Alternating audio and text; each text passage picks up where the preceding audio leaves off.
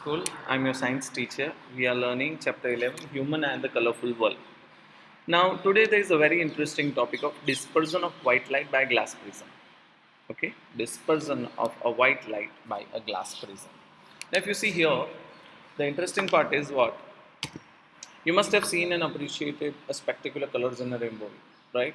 Have you ever wondered how does a rainbow form? What phenomena does it happen over there? That uh, the colors get separated. What do we call it? And why does the colors get separated? The question is that, not what. The question is why. Okay, so we'll discuss a little on that. We are so with this, there are many scientists who did an experiment.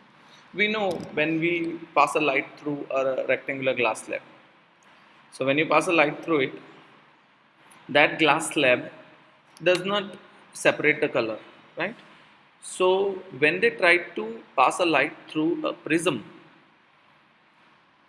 right, what happened is a white light split again, I repeat, the white light split into seven constituent colors, right, which we remember as vibrior: violet, indigo, blue, green, orange and red, right? We remember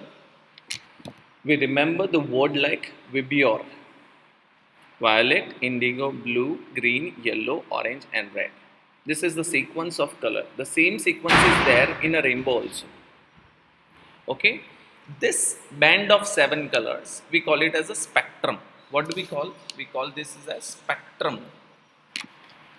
So we call this as a spectrum, right? You might not able to see all the colors separately. When a rainbow is formed, you might not able to see all colors separately until it is a very good rainbow, right? Now this splitting, this, what do you call this process? This process of splitting a white light into seven constituent colors is called dispersion. Yes, what do you call dispersion, right? So I hope you understand what I'm trying to say. Seven colors are separated from a white light. This band of seven colors is called spectrum. This process of white light getting separated is called dispersion. Okay, now why do you get these colors? The question is, why do you get these colors? So again, I told you, every color has a wavelength. Remember, I told you wavelength, right? So every color has its own wavelength, and wavelength depend upon its velocity. So actually every color has its own velocity. Yes, understand this small thing. Every color has its own velocity.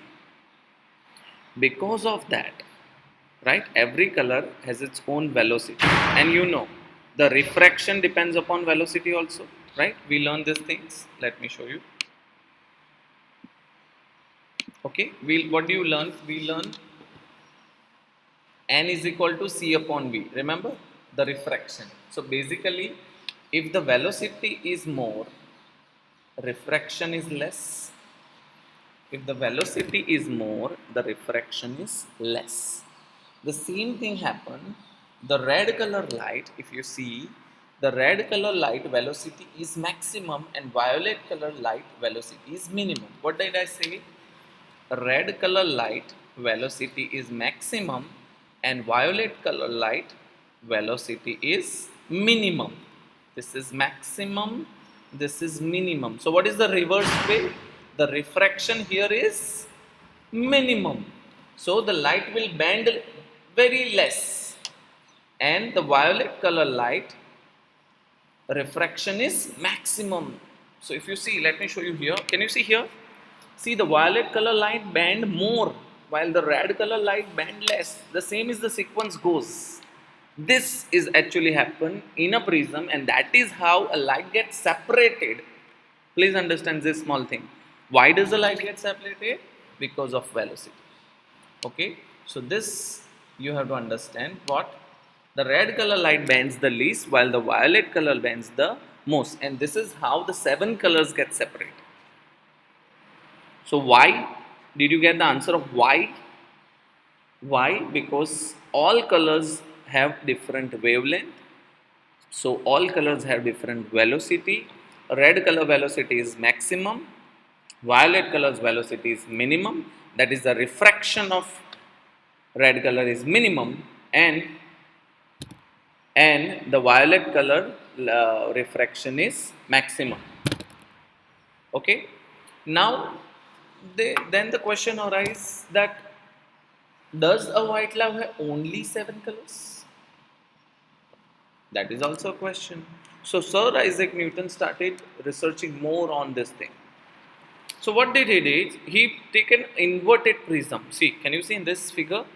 First he take a straight prism. When a white light incident, it comes into 7 constituent colors. When this 7 constituent colors mix, it will become white light. And that proves that yes, a white light, it is made up of 7 colors only, right? So this inverted prism experiment gives the thing that yes, a white light is made up of 7 colors only. So this is how a spectrum forms, and this is how a recombination of spectrum forms. So now we know. Now see, just in case if the white light has more colors, why did this question arise? Because maybe the prism cannot separate some colors. So that is the reason he tried to number of things, but everywhere he get the same colors only. But that still doesn't prove. So he used his brain and he said, let us do an inverted experiment. So he put 7 colors and he get a white light. Yes. Okay.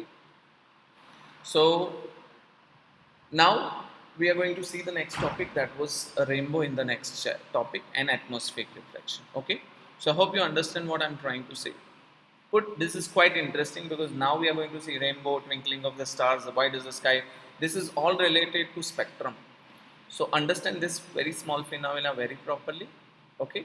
So I'll see you in the next section. Till then, take care. Bye.